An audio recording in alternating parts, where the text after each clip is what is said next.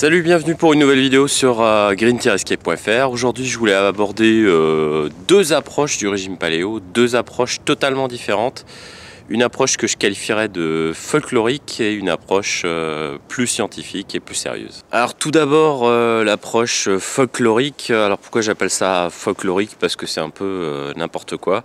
C'est l'approche du régime paléo que vous verrez dans les médias avec des gens qui mangent cru, des gens qui retournent à l'âge de pierre, une vision un peu presque surannée du régime paléo, c'est-à-dire c'était mieux avant, et en fait qui est basée sur aucune science. C'est juste en fait presque un gimmick, c'est ce que les journalistes aiment montrer du régime paléo, quelque chose de pas sérieux, de original, un peu fantasque. C'est pas du tout l'approche que moi j'ai du régime paléo, et je vais parler tout de suite de l'approche scientifique, mais c'est vraiment une caricature du régime paléo et j'ai déjà fait beaucoup de vidéos là-dessus parce que le régime paléo est pas très bien compris dans les médias, où ils choisissent toujours un angle très rigolo, très accrocheur, très moqueur de ce régime. Mais c'est pas du tout mon approche à moi sur mon blog. Et maintenant l'approche scientifique, la seule qui vaille la peine à mon avis, et celle que je suis sur mon blog. Pourquoi une approche scientifique? C'est en fait pour moi chercher la meilleure alimentation pour l'homme d'un point de vue génétique et physiologique. Voilà, en se basant effectivement sur des données sérieuses et pas des supputations ou des anecdotes. Et donc chercher vraiment pour l'humain, qu'est-ce qui par son passé génétique, par ses lieux d'habitation, conditionne son alimentation. Quand on y réfléchit, ce qui est très étonnant, c'est que en fait, l'humain est le seul mammifère qui ne sait pas quoi manger. Parce que si vous regardez dans le reste du règne animal, il y a des animaux, ils ne vont pas se demander par exemple si une vache doit manger de l'herbe ou si le lion mange de la viande.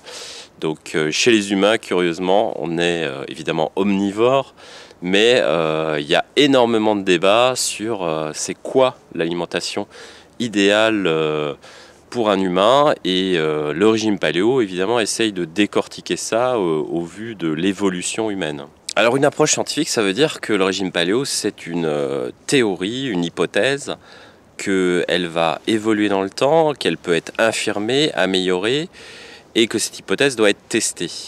Donc trouver effectivement des preuves que manger paléo, c'est ce qui est le plus adapté pour un humain en termes d'alimentation, car ça va lui permettre d'avoir des avantages en matière de longévité, de santé, de performance, et donc ça écarte tout ce qui est pseudo-scientifique dans le régime paléo aussi, parce que vous voyez un peu selon les blogueurs, selon les livres que vous allez lire, vous allez voir qu'il y a des choses par exemple comme le régime acido-basique, quelque chose qui n'est pas du tout étayé scientifiquement, qui est un peu pour moi c'est quelque chose qui est à la mode, qui a l'air simple comme ça, comme théorie, mais qui a aucune science derrière, mais j'y reviendrai derrière dans d'autres vidéos pour expliquer pourquoi cet aspect du régime paléo de manger selon les indices PRAL ou régime acido-basique n'a aucun sens et vous complique tout simplement la vie, alors qu'il n'y a aucune preuve scientifique que ça fonctionne. En matière de nutrition, vous avez aussi beaucoup d'études épidémiologiques, et en fait ces études sont bien en stade de début de recherche, mais en fait elles ne montrent que des corrélations dans les études, et en science une corrélation ne vaut pas une causalité. C'est pas parce qu'on a observé dans une population que des gens qui font tel type de choses ont tel type de bénéfices qu'on va pouvoir, à cause des statistiques, prouver qu'il y a un lien de causalité entre ce qu'ils font et ce qui a réellement causé le bénéfice de cette action. Donc voilà, c'est ça, avoir une approche scientifique du régime paléo. Ça veut dire aussi écarter certaines choses. Ça vous permet aussi d'avoir une approche plus critique du régime paléo, de ce que vous lisez. Parce que moi, c'est comme ça que j'abordais le régime paléo, une théorie. Ça veut dire aussi que le régime de chasseur-cueilleur, c'est uniquement un modèle. Évidemment, vous n'allez pas vous nourrir en Europe comme un papou de Nouvelle-Guinée. Et donc c'est ce qui permet aussi souvent aux médias de ridiculiser le régime paléo. C'est que, évidemment, présenté comme ça n'a aucun sens. En conclusion, si vous cherchez de l'information paléo, eh bien, gardez toujours votre esprit critique. Essayez d'avoir un esprit scientifique. C'est pour ça que moi, je voulais parler aujourd'hui de deux approches.